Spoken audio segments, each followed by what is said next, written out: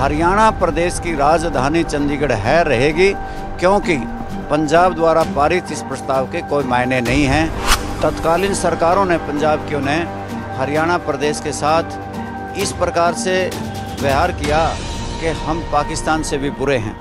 नमस्कार, पंजाब केसरी देख रहे हैं आप और मैं हूं जयपाल। हम इस समय पूर्व संसदीय सचिव रामपाल माजरा जी के साथ मौजूद है, जहां पर चर्चा करेंगे कि जो चंडीगढ़ का जो मुद्दा चल रहा है, जहां पर पंजाब द्वारा जो प्रस्ताव पारित किया गया है, उसको लेकर क्या कुछ इनकी राय है। मैम, सबसे पहले माजरा, स्वागत है पंजाब केसरी पर। धन्यवाद। सर, चंडीगढ़ का जो मुद्दा इस समय गरमाया हुआ है, उसमें आप क्या कुछ देखते हो कि पंजाब को एक तरफ तो बड़ा भाई कहा जाता है, उधर से मतलब बिना सहमति के चंडीगढ़ को अपना जो हक जताया जा रहा है, क्या कुछ आप देखते हो इसके बारे में? लंबे संघर्ष और आंदोलनों की वजह से हरियाणा प्रदेश 1 नवंबर 1966 को बना था। हरियाणा प्रदेश की अनेकों बार हरियाणा प्रदेश की राजधानी चंडीगढ़ को माना गया है, चाहे वो शाह कमीशन की रिपोर्ट हो और चाहे केंद्र सरकार द्वारा किए गए अनेकों समझौते हों। हमारे हरियाणा प्रदेश की राजधानी चंडीगढ़ है और हरियाणा का हक है। इसी प्रकार से कि हरियाणा प्रदेश में सतलुज यमुना लिंक नहर का पानी का भी अधिकार हरियाणा प्रदेश के लोगों का है। सर्वोच्च न्यायालय ने अनेकों बार फैसले दिए और अनेकों बार ये कहा कि हरियाणा का हक SYL के पानी पर है और इसे केंद्र सरकार और प्रांतीय सरकार सुनिश्चित करें कि SYL को बना करके हरियाणा के लोगों को दिया जाए। चंडीगढ़ हरियाणा प्रदेश की राजधानी है और इसी के साथ साथ शाह कमीशन की रिपोर्ट में खर्ड़ तहसील और हिंदी भाषी क्षेत्रों को हरियाणा प्रदेश में शामिल करने के लिए फैसला दिया गया था। 107 गांव हरियाणा प्रदेश में शामिल होने थे, वो आज तक नहीं हुए। हरियाणा प्रदेश को आज तक पानी नहीं मिला और हरियाणा प्रदेश की राजधानी पे भी इस प्रकार से पंजाब की सरकार ने जो प्रस्ताव पास किया है वो निरर्थक है और इस तरह के प्रस्ताव अनेकों बार पास किए गए। हरियाणा प्रदेश की सरकार ने भी किए और पंजाब सरकार ने भी किए, परंतु संघीय ढांचे में प्रांतीय सरकारें इस प्रकार से जो भी समझौते हुए हैं, संधियाँ हुई हैं या सुप्रीम कोर्ट के फैसले आए हैं, उनको मानने से इनकार नहीं कर सकता, क्योंकि पंजाब की सरकार ने 2004 में सभी पानी के समझौतों को निरस्त कर दिया था। उसका 12 साल के बाद फैसला ये आया था कि कोई भी प्रांतीय सरकार इस प्रकार के फैसले लेने में स्वतंत्र नहीं है। इसलिए हरियाणा प्रदेश की राजधानी चंडीगढ़ है रहेगी, क्योंकि पंजाब द्वारा पारित इस प्रस्ताव के कोई मायने नहीं हैं, इसकी कोई कानूनी तौर से वैधता नहीं है। इसी बात पर मैं आ रहा था माजरा साहब की जो आपने बताया कि जो कानूनी जो प्रस्ताव की अगर बात की जाए, कानूनी जो अमली जामा पहनाया जाना है, इसमें रेसों की अगर बात की जाए, अगर इन फ्यूचर अगर बंटवारा होता भी है, क्या कुछ मतलब पंजाब के हिस्से आएगा, कितना हरियाणा की? हरियाणा प्रदेश का और पंजाब का जब बंटवारा हुआ था, पंजाब को 60% और हरियाणा प्रदेश को 40% हिस्सा दिया गया था। आज भी इसी प्रकार से हरियाणा की विधानसभा में, हरियाणा सचिवालय में इसी प्रकार से कर्मचारियों में 60% पंजाब का और 40% हरियाणा प्रदेश का हिस्सा है। और हरियाणा प्रदेश में जिस प्रकार से कर्मचारियों में 40% का हिस्सा है, ये हरियाणा प्रदेश ही अभागा प्रदेश है। इन्हें कह देते हैं तुम्हारी राजधानी नहीं है, अलग से हाई कोर्ट नहीं है, अलग से विधानसभा नहीं है, यानी कि इनमें सभी में हिस्सेदारी होने की वजह से हमारा अधिकार चंडीगढ़ पर सबसे ज़्यादा है और हमें अनेकों फैसलों में चंडीगढ़ हरियाणा प्रदेश को दिया गया। माजरा साहब, काफ़ी समय से ये मुद्दा उठता आया है, कई बार मतलब इसको लेकर विवाद भी हुए हैं दोनों स्टेटों के बीच, तो क्या लगता है, आपकी राय क्या है, किस तरह से ये मामला जो सुलझ सकता है? मैं ये मान के चलता हूँ कि इच्छा शक्ति से ही मामला हल होगा।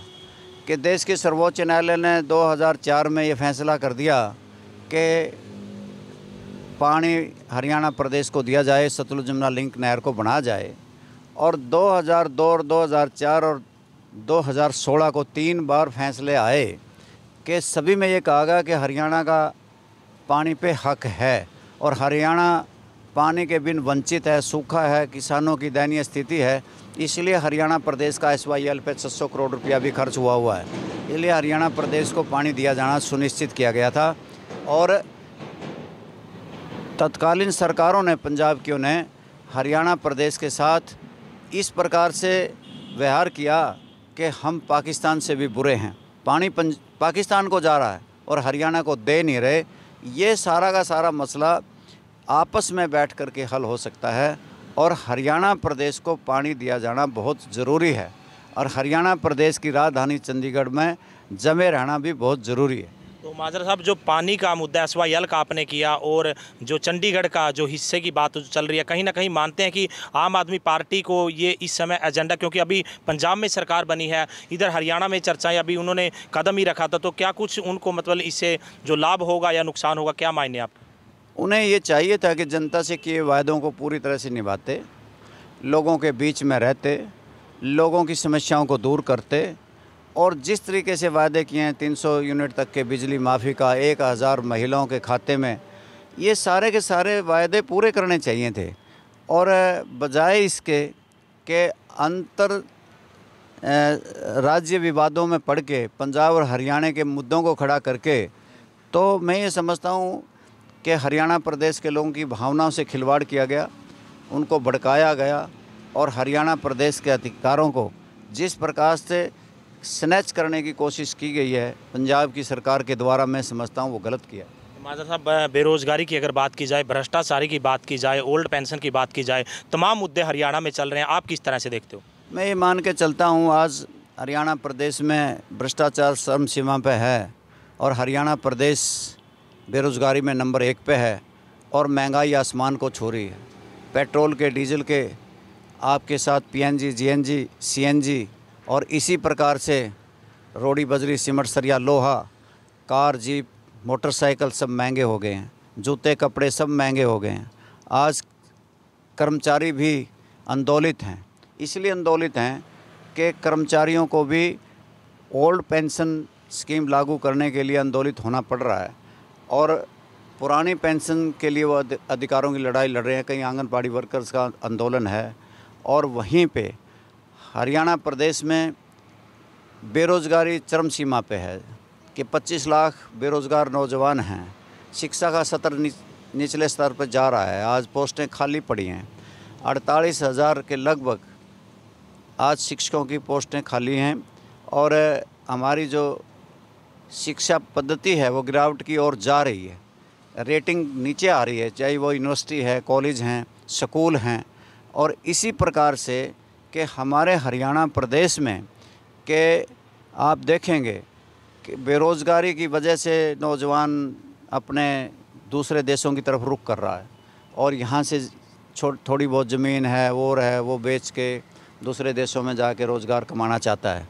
ठीक इसी प्रकार से पढ़ने के लिए भी छात्र दूसरे छोटे छोटे देशों में जाते हैं और जो मेडिकल की पढ़ाई करने के लिए, डॉक्टर बनने के लिए और दूसरे कंट्रीज़ में जाके करते हैं क्योंकि वहाँ पे सस्ती है और हमारे यहाँ मेडिकल की पढ़ाई बहुत महंगी है। डॉक्टर बनने के लिए 2 करोड़ रुपये चाहिए और दूसरे देशों में जाकर के 50 लाख में वो बन जाते हैं। इसलिए इसमें तो आँख खोल देने वाले कुछ तथ्य सामने आ रहे हैं, इन्हें सुधार करना चाहिए। और मैं ये समझता हूँ कि हरियाणा प्रदेश की सरकार लूट खसोट में लगी हुई है, चाहे शराब घोटाला है, चाहे रजिस्ट्री घोटाला है, चाहे धान घोटाला है, चाहे अवैध खनन के घोटाले हैं, चाहे वो पंचायती राज को लूटने के हैं, चाहे नगर परिषद और नगर पालिकाओं को लूटने का काम है। हरियाणा प्रदेश में इस प्रकार से लूट मची हुई है कि आपके कंट्री टाउन प्लानिंग के DTP के पास करोड़ों रुपये पकड़े जाते हैं, तहसीलदार सारे के सारे इसी काम पे लगे हुए हैं, सारे मंत्री इसी काम पे लगे हुए हैं। और हरियाणा प्रदेश में इस प्रकार का माहौल कभी देखने को नहीं पाया कि भ्रष्टाचार का बोलबाला हो और हर भ्रष्टाचार के रेट बढ़ गए हों और उसमें भी फिर ये कहा जाता हो कि हम तो ज़ीरो टॉलरेंस का नियम अपना रहे हैं और भ्रष्टाचार को ख़त्म कर रहे हैं, और जबकि हरियाणा प्रदेश में चारों तरफ लूट का आलम है। माजरा साहब, पार्टी की बात हो चुकी है, सरकार की बात होगी, भ्रष्टाचार की बात होगी, परंतु किसान आंदोलन में आपने BJP का जो दामन था वो छोड़ दिया था। उसके बाद काफ़ी समय से आप किसी दल में नहीं गए, तो क्या कयास लगाए जा रहे हैं कि रामपाल माजरा जी अभी किस पार्टी की ओर इशारा करेंगे या अभी भविष्य का वेट करेंगे? अभी मैंने राजनीतिक तौर से कोई निर्णय नहीं लिया, परंतु आप सब जानते हैं कि किसानों के खिलाफ़ किस प्रकार के 3 काले कानून बनाए थे, उनका लंबा संघर्ष चला, 380 दिन तक दिल्ली में बैठे रहे, 700 से ज़्यादा जानें चली गई, और किस प्रकार से आज भी मुआवजे के लिए किसान आंदोलित हैं, धरनों पर बैठे हैं। इसी प्रकार से हरियाणा प्रदेश में भूमि अधिग्रहण अधिनियम संशोधन बनाया गया, जिसमें किसान की रजाबंदी को ख़त्म कर दिया गया। और ये इसी प्रकार से करते हैं कि किसानों को अगर ज़रूरत होती है डीएपी खाद की, डीएपी खाद नहीं, यूरिया खाद की ज़रूरत पड़ती है तो यूरिया खाद नहीं, डीएपी खाद के रेट बढ़ा दिए जाते हैं, यूरिया खाद के रेट बढ़ा दिए जाते हैं। अगर किसान को एमएसपी की ज़रूरत है तो एमएसपी नहीं, यानी कि किसानों को मुआवजे की ज़रूरत है तो मुआवजा नहीं। ये किसान विरोधी सरकार है, जिसकी वजह से मैंने ये समझ करके अच्छी तरह से कि ये किसानों के हक़ में नहीं, तो इसलिए इसको छोड़ना ही उचित समझा था। और मैंने जो राजनीतिक तौर से फैसला करना है वो समय के आने पे ही करूँगा। अभी उसका समय नहीं आया, जब समय आ जाएगा तो आपको बताऊँगा कि मैंने राजनीतिक तौर से ये निर्णय ले लिया है। बहुत बहुत धन्यवाद। Thank you. तो ये थे पूर्व संसदीय सचिव रामपाल माजरा, जो 3 बार विधानसभा जो एमएलए का जो इलेक्शन जीत के उन्होंने विधानसभा में अपने क्षेत्र की जो आवाज़ उठाई। अब उनके कैरियर की अगर बात की जाए तो फिलहाल किसान आंदोलन में उन्होंने बीजेपी का जो वो साथ छोड़ दिया था, फिलहाल वो अभी न्यूट्रल हैं, आगे भविष्य की अभी वो तैयारियां कर रहे हैं। परंतु सरकार की अगर बात की जाए तो उन्होंने कहा कि SYL का मुद्दा है, चाहे चंडीगढ़ के विभाजन का जो मुद्दा है, भ्रष्टाचार का मुद्दा है, तमाम मुद्दों पर हमारे साथ बातचीत की और सरकार को जो बताया कि भ्रष्टाचार जो चरम सीमा पर है, जहाँ का सरकार कहीं ना कहीं जो उन पर जो लगाम लगाने से जब बाज नहीं आ रही, क्योंकि सरकार के जो नुमाइंदे हैं, जो सरकार के अधिकारी हैं, चाहे डीटीपी करनाल का घोटाला हो, चाहे और अन्य विभागों के घोटाले हो, हर रोज़ उजागर हो रहे हैं। कहीं ना कहीं सरकार इन पे जो अंकुश लगाने में असफल हो रही है। कैथल से जयपाल, रसूलपुर। हमसे जुड़े रहने के लिए हमारे YouTube चैनल को सब्सक्राइब करें और नई वीडियो की नोटिफिकेशन के लिए बेल आइकॉन को दबाएं। अगर आप ये वीडियो Facebook पर देख रहे हैं तो लाइक जरूर करें और ज्यादा से ज्यादा शेयर करें। धन्यवाद।